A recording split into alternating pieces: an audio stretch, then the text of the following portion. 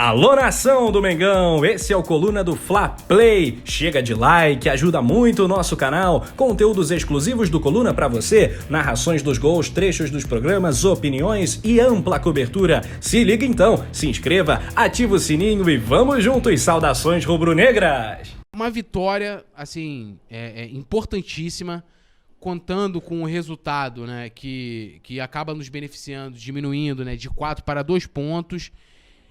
Foi uma vitória maiúscula, maior do que, assim, a gente já sabia, né, tudo que você falou, né, a superioridade do Flamengo, a qualidade técnica, individual dos jogadores, coletiva, absurdamente o Flamengo tá muito na frente, mas a gente sabe que no jogo de futebol tudo pode acontecer, mas com o resultado do Inter, essa vitória ganhou um sabor muito maior e uma importância maior, né? Eu queria que você destrinchasse um pouquinho no geral como que você viu esse Flamengo 2, Vasco 0.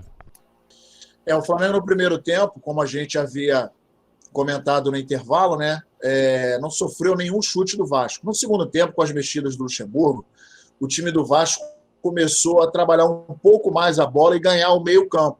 E isso começou a fazer com que o Vasco aumentasse um pouco mais o volume de jogo. Não levou muito perigo, mas isso se dá a característica do um time que trabalha muito com a posse de bola. E não é uma característica forte do time do Flamengo a marcação. Em função disso, a gente no segundo tempo acabou vendo o Vasco jogando um pouco mais, subindo um pouco a posse de bola, trabalhando. Chegou, acho que 2 vezes ou 3, não sei, não lembro. Depois a gente vai ver os números aí, mas que eu me recorde, chegou umas 2 vezes somente no campo, no gol do Flamengo, mas sem levar muito perigo. A falta, grande defesa do Hugo, que mostrou que está jogando sério, afastando bola. Você vê que ele não está mais brincando, depois do que aconteceu também, era mais que óbvio que isso fosse dar uma amadurecida na cabeça dele. Mas, de qualquer forma, a gente viu um Flamengo muito bem espalhado no campo, muito bem posicionado. Quando a gente viu as 3 peças que o Luxemburgo acabou trocando, começou a ganhar um pouco mais ali no meio de campo. Mas logo depois o Flamengo começou a se acomodar mais uma vez, e aí a gente não tem a característica de um time morto.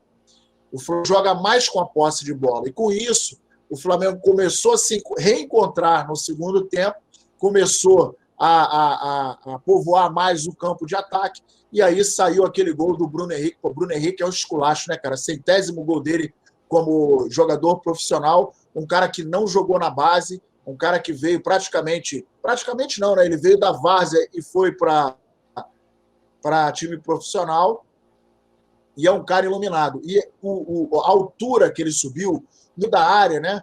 Povoada, muita gente, ele subiu com o estilo cabeceou, lindo gol, e o Flamengo, depois disso, a gente começou a ver que o Flamengo estava tentando, e foi a estratégia do Vasco foi exatamente aquela que a gente havia falado antes do começo do jogo, antes do início do jogo. O Vasco jogando atrás, tentando ver se conseguia uma brecha para poder jogar na velocidade, não deu certo. No segundo tempo, começou a tentar tocar essa bola ali por dentro, mas depois de um tempo não conseguiu obter sucesso e o Flamengo matou o jogo. Grande partida do Flamengo, achei um time muito sábio. Agora a preocupação aí do Diego e do Gerson, né, que estão dando sustentabilidade ali ao nosso meio. O Juliano já tá aí também, o JP também, a galera toda tá aí. Se tiver, dá um alô, deixa eu só dar aqui boas-vindas. Juliano não, Juju. Juliano não, Juju, mais respeito por ele. Tô aqui. Ah, tá aí. Deixa eu só dar aqui boas-vindas aqui a Jaque Neves, que acabou de se tornar membro, né? Agora nova integrante do Clube do Coluna do Fla, aqui do YouTube, do nosso canal. Jaque Neves, né? Deve ser Jaqueline, eu acho, acredito eu. Jaqueline, seja bem-vindo. Eu vou botar Jaque aqui, de repente não é Jaqueline, vai. Jaque Neves, seja bem-vinda. Quiser fazer parte aí do nosso grupo lá do WhatsApp, tem um número aqui na descrição do vídeo.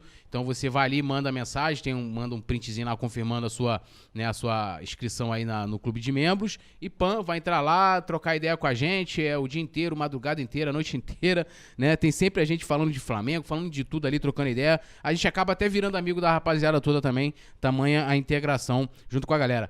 Juliano, palavra inicial sua aí, tudo nosso, nada deles. 2-0 Mengão sobre o nosso velho freguês Vasquinho da Gama. Cravei o placar só pra Tirou onda, né? Se eu não tivesse mudado hoje, eu também teria cravado o placar. Aí como eu fui mudar hoje, meteu um 3-0, me empolguei, né? Aí... Deu um sentimento de 2-0 hoje quando eu acordei, aí resolvi mudar. Não, o jogo aí o Nazário resumiu bem, né? O primeiro tempo de um Flamengo de muita intensidade, muita força na marcação, principalmente quando perdia a bola, né?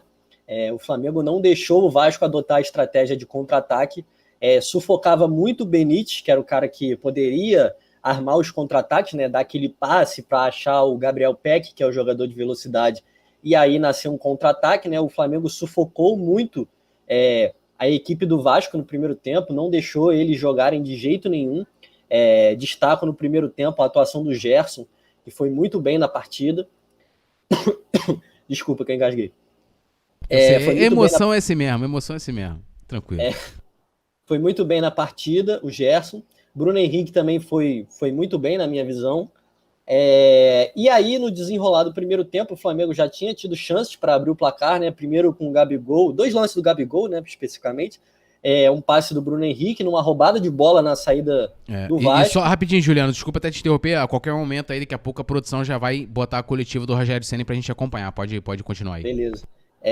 Numa saída de bola errada do Vasco, uma roubada de bola do Flamengo, o Gabigol perdeu, e numa outra um passe cruzado do Bruno Henrique, né, pelo meio da área, que o Gabigol não chegou por pouco, tentou dar um carrinho, foram as 2 principais chances, e aí veio o pênalti, né, um pênalti escandaloso que o Klaus não marcou em campo, e com o vídeo ele deu pênalti, acertou, mas não deu um amarelo, um jogador que já tinha amarelo, né?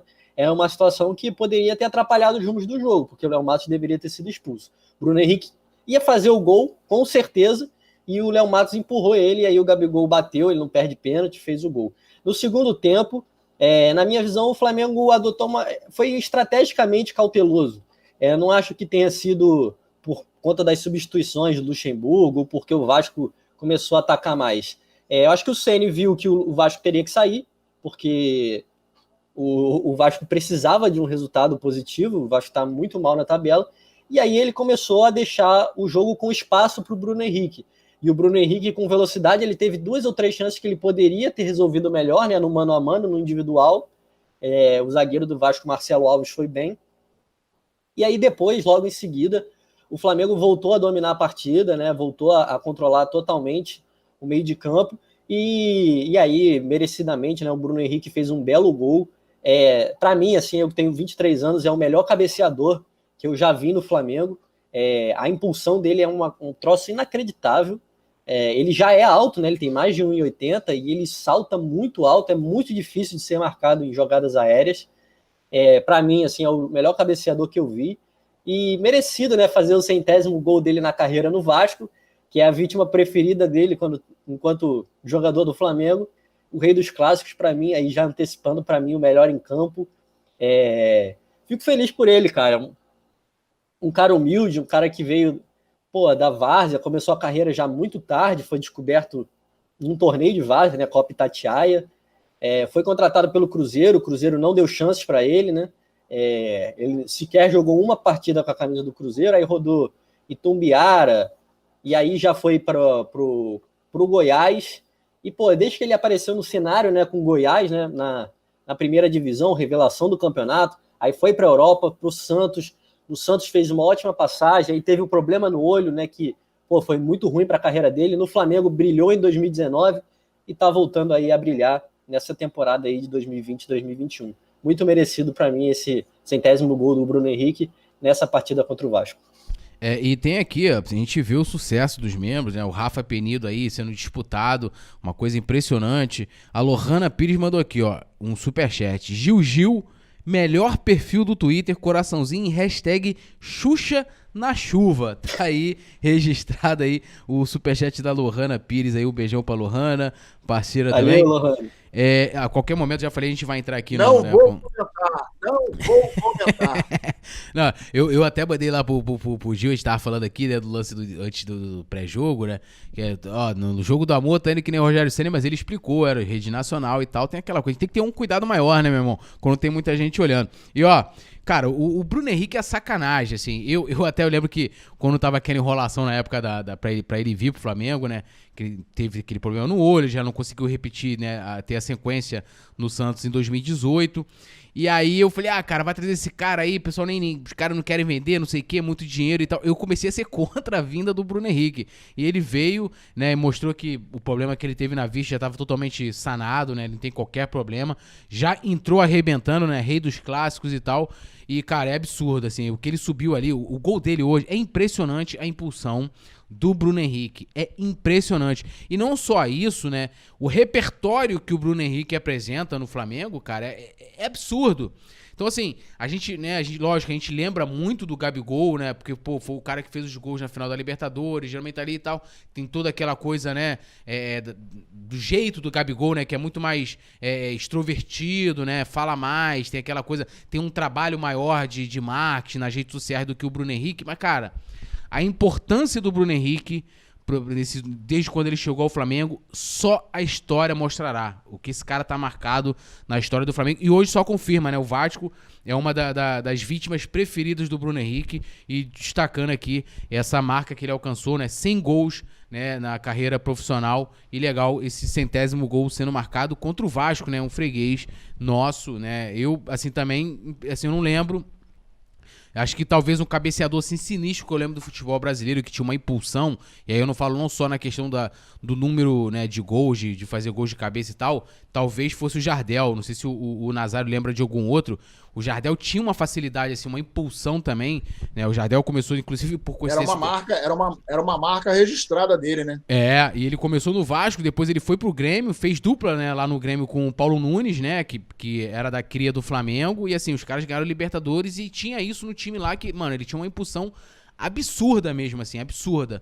E o Bruno Henrique, o Flamengo nem joga assim, né? Porque o Grêmio tinha essa característica, aquele Grêmio era um time muito bom ali nos anos 90, 95, 96. Era um time, muito bom. E jogava assim, jogava pro Jardel, né? Jardel e Paulo Nunes. Jardel pelo alto e o Paulo Nunes por baixo. E o Flamengo não joga assim, né? Vamos jogar aqui, fazer o chuveirinho pro Bruno Henrique. Mas quando ele tem oportunidade, fez gols assim na Libertadores, né? Em 2019. Então, assim, importância, né? Eu aqui, tiro o chapéu demais pro Bruno Henrique. Cara, ídolo, né? Em outro patamar. Seguimos aqui rapidinho. Pode falar. Só para complementar em relação ao Bruno Henrique, eu acho assim, outro jogador que poderia citar, né? O Gaúcho, que jogou no Flamengo, como um grande cabeceador. Mas, assim, da minha idade, né? Tenho 23 anos, eu acho que o Bruno Henrique, como cabeceador, cara, a impulsão que ele tem. E, assim, você vê que ele salta bem antes da bola chegar, em lances, por exemplo, de dar casquinha, essas coisas assim, ele salta bem antes da bola chegar, porque ele sabe que ele tem uma impulsão tão melhor assim que o marcador, que ele vai conseguir triscar a bola e deixar o companheiro numa condição boa. E, isso para um cara que não fez categoria de base, o repertório que ele tem, como você falou, de jogo aéreo, ele é muito veloz e um bom finalizador, um finalizador muito competente. É impressionante, cara, porque... e também mostra como que nossas categorias de base são péssimas, né? Um jogador com essas características não ter tido chance em nenhum clube. É bizarro e impressionante. Mérito dele, né, que trabalhou muito para chegar nesse patamar que ele tá. E bem lembrado, né, o Gaúcho também era absurdo também, cabeceador, peguei já no finalzinho ali daquele time, né, de 91, 92 do Flamengo, né, 91 foi campeão carioca, que foi a base do time campeão de 92, e o que o Gaúcho, né, fazia era absurdo. E aí você falou, né, desse lance dele subir antes da bola, lembrou da Maravilha, né, que era o Beija-Flor, né, que subia, parava lá no alto e cabeceava. A gente chegou a comentar alguma vez isso aqui, e assim, é impressionante mesmo, cara, assim, o Bruno Henrique, ele merece muita moral, merece que a gente fale mais dele, elogie mais, dê muita moral, porque é realmente um jogador extraordinário. Oscila, né, como o Everton Ribeiro oscilou, hoje até fez uma partida um pouco melhor,